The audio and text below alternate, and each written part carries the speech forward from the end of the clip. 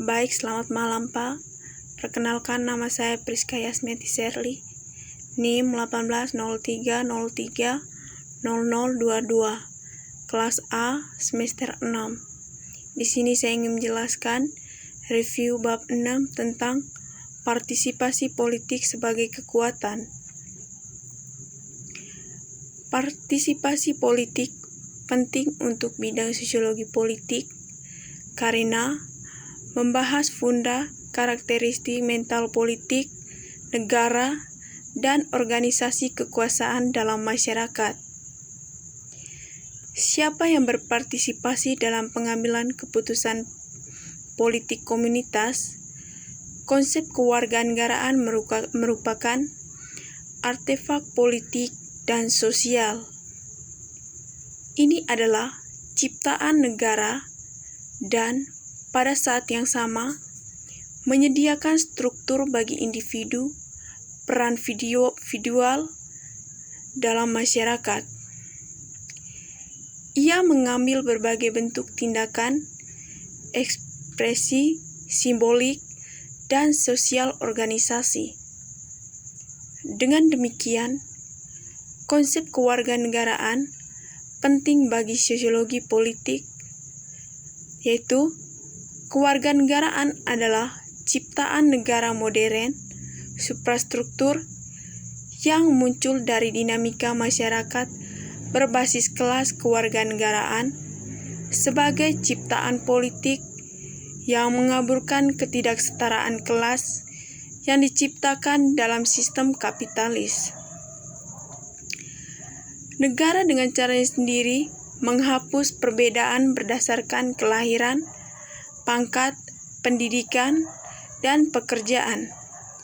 Ketika menyatakan kelahiran, pangkat, pendidikan, dan pekerjaan menjadi non-politik perbedaan. Menurut Marshall, hak yang terkait dengan kewarganegaraan modern hanya bisa dipahami di konteks dari apa yang kita kenal sebagai negara kesejahteraan modern. Ia menyimpulkan bahwa tindakan sosial sipil lingkungan yang diciptakan bersama-sama dengan negara kesejahteraan berputar di sekitar 3 sumbu ketegangan sosial konflik harus diimbangi atau diubah untuk menciptakan semacam tatanan sosial. Ini sumbu kewarganegaraan dikenal sebagai sumbu sipil, politik, dan sosial. Dalam poros sipil, hak akan dikembangkan untuk menjamin kebebasan individu yang diperlukan atau fundamental. Saat ini pertama kali muncul abad ke-18. Kewarganegaraan sipil mengambil bentuk hukum di mana masyarakat akan meletakkan prinsip-prinsipnya, batas kewarganegaraan yang dapat diterima ke dalam bentuk konstitusional, yaitu kewarganegaraan politik difokuskan pada gerakan partisipasi dan berbagi kekuasaan politik dengan massa.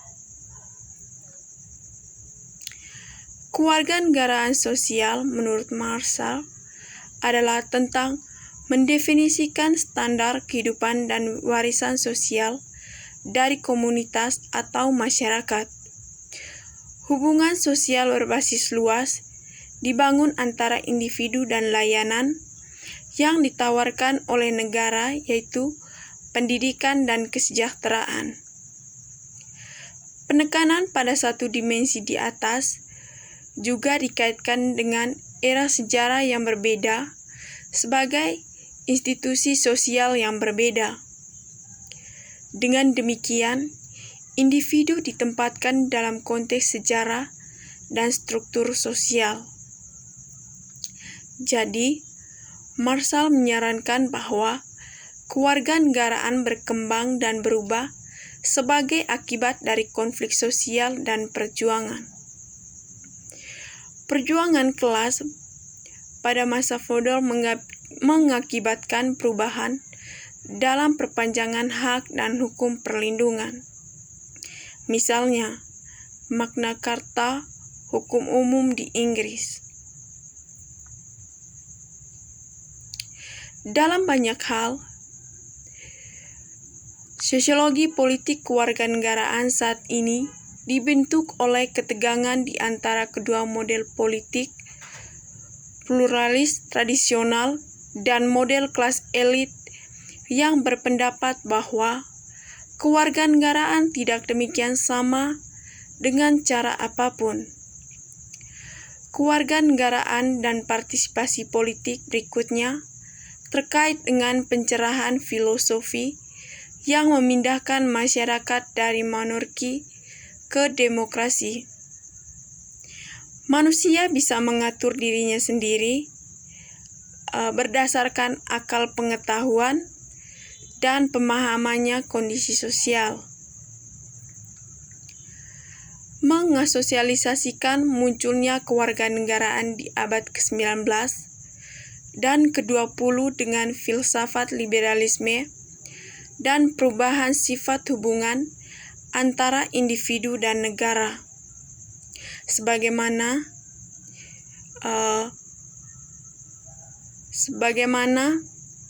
dicatat oleh Hall dan Ikenberry pada tahun 1985.